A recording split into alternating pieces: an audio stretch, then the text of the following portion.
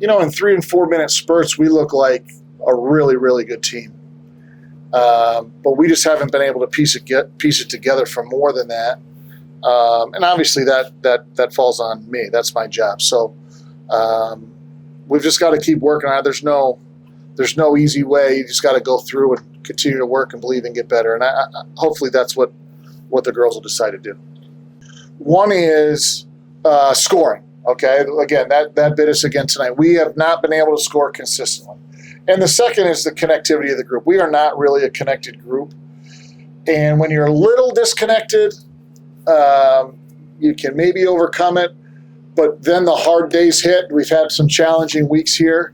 When the challenges come and you're a little disconnected, those little disconnections become big. And so we're dealing with some of that. We're trying to get a group all on the same page, kind of pulling the rope in the same direction, and we're struggling. So it's just a matter of continuing to work at it again. But it's really going to come down to does the team want to do that? We don't have super strong leadership at the top, obviously. So that's part of it. Youth is probably part of it. But, we've maybe made too many excuses for ourselves. At the end of the day, we've got good players who know how they're supposed to play. It's my responsibility to prepare them and get them ready. It's their responsibility to go execute. And I don't think either has gone the way it needs to. We're trying to get to the point where we can identify where our weakest points are and try to build from there, make our lowest not as low, and just trying to do less mistakes and try to find a leadership and a voice, because like we said, we are a young team, but just finding that leadership among us and holding each other accountable, I think that's where we're heading. Well, I think for sure, nobody likes to lose, and that's just when it gets to this point, we all start to get frustrated. But I think with this group, it's starting to motivate each other. I think we've been able to come together during hard times, on and off the court, and try to lift each other up, but also push each other to continue to get better. Me personally, I think defense is our biggest motor. Just having that energy on defense, we all try to bring it, and then transferring that onto offense, hitting our teammates, just sharing the ball, as that's when we play our best. Well, I think Des is right. It starts at the defensive end. We have great energy and connectivity defensively. You can hear the group. When we get quiet, it's very noticeable. And then the defense, I think, turns into offense. We are not a team that can rely on scoring to create energy for us. We need our defense to create the energy, because the offense has been challenging and there's been dry spells pretty much every night. We can't just put all our eggs in that basket. We've got to get our energy from defense. When we did that tonight, the offense was better. My message to the team was pretty direct. If I had control over it, we'd fix it before tomorrow.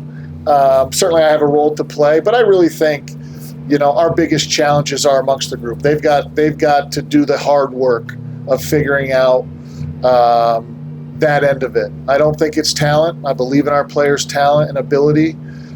We just need to find a much more consistent connection between the group.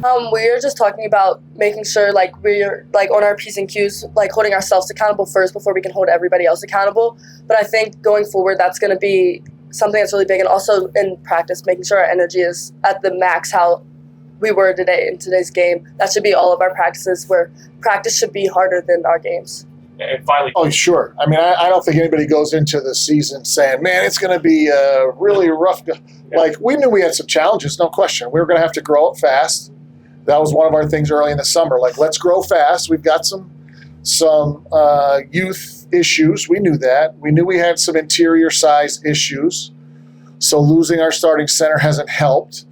But yeah, I'm a little surprised. Yeah, but I also would not be surprised if we figure it out and we flip this thing. And that was the final message with the group was, man, there's a long way to go. This thing is not over. It's a 1-week league. You got to be the best team for 1 week. We are not that team right now. But there's no reason we can't continue to make strides towards becoming that. But they have to make that decision. And that was really the final message.